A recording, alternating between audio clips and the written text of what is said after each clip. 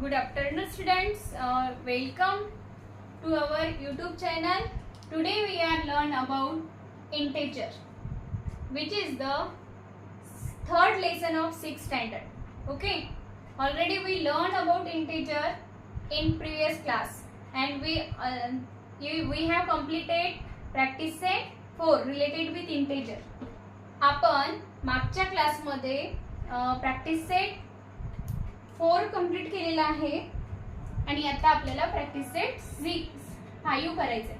Okay, practice set 5 करायचं आहे. बघा, इंटेजरशी रिलेटेड ज्या कन्सेप्ट होत्या त्या आपण थेरॅटिकली आणि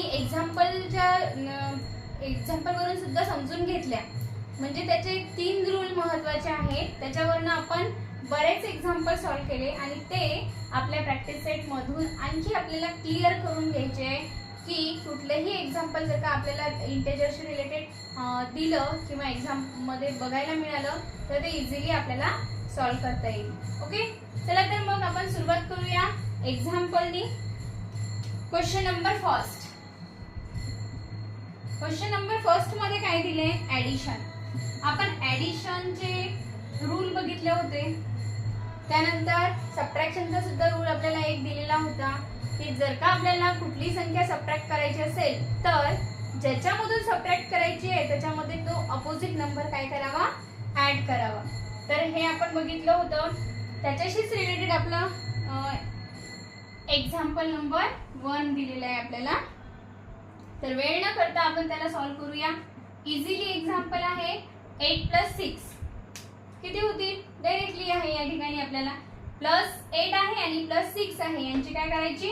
ऍडिशन. किती होतील? 40. नंबर 2 बघा, इझी एक्झाम्पल दिलेले आहे. 9 + -3. 9 + -3.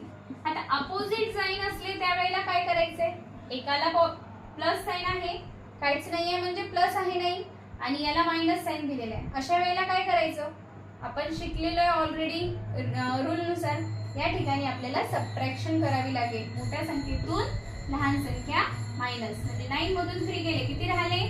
6. आणि सिम्बॉल कोणाचं द्यायचंय? साइन कोणाचं द्यायचंय आपल्याला? तर ते मोठ्या संख्येचं.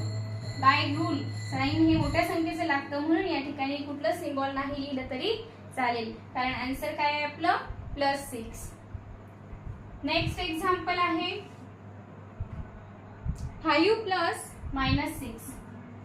सेम ह्याच प्रमाणे, फक्त काय झालेलं आहे? छोटी नंबर जी आहे ती प्लस आहे, मोठी नंबर जी आहे ती मायनस आहे. पण अपोजिट साइन असले तर काय करायची? Always subtraction.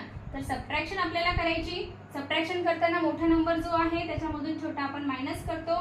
6 मधून 5 गेले, किती राहतील? 1.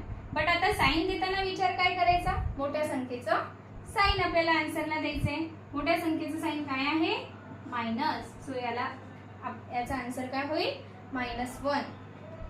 नेक्स्ट एक्झाम्पल दिलंय बघा. असे जे एक्झाम्पल आहेत तुमच्या मनाने खूप सारे उदाहरणं घ्यायचे आहेत, म्हणजे संख्या बदलून घ्यायच्या आणि त्याची प्रॅक्टिस करायची, म्हणजे कुठलंच एक्झाम्पल अवघड वाटणार नाही. नंतरचं आहे -7 + 2. -7 + 2. बघा, अशा वेळेला काय करायचं? सेम त्याचप्रमाणे अपोजिट साइन सबट्रॅक्शन. 7 मधून 2 गेलेत, किती राहतील? 5. आणि कसे 5? तर मोठ्या संख्येचं साइन, म्हणजेच -5. नेक्स्ट 5 नंबरचं दिलंय -8 + 0.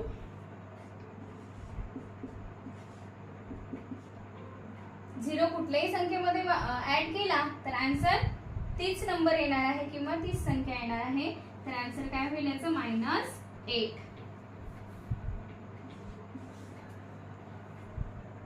-5 + -2.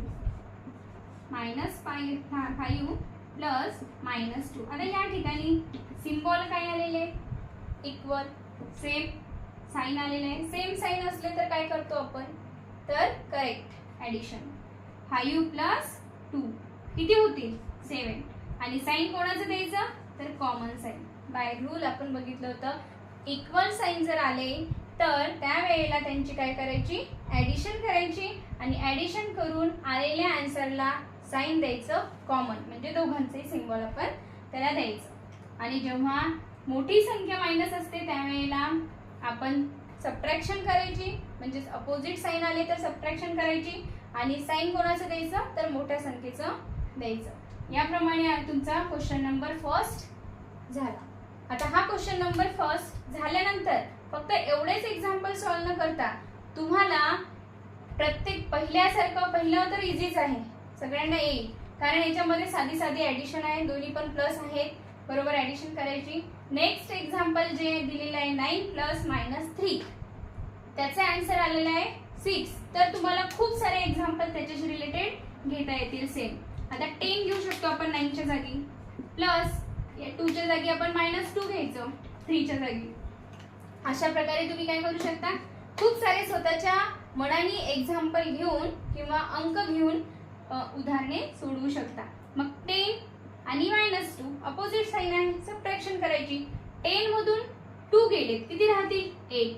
सिम्बॉल कोणाचं, मोठ्या संख्येचं, त्याच्यामुळे +8 हे आन्सर होईल. ह्याप्रमाणे जर का तुम्ही सराव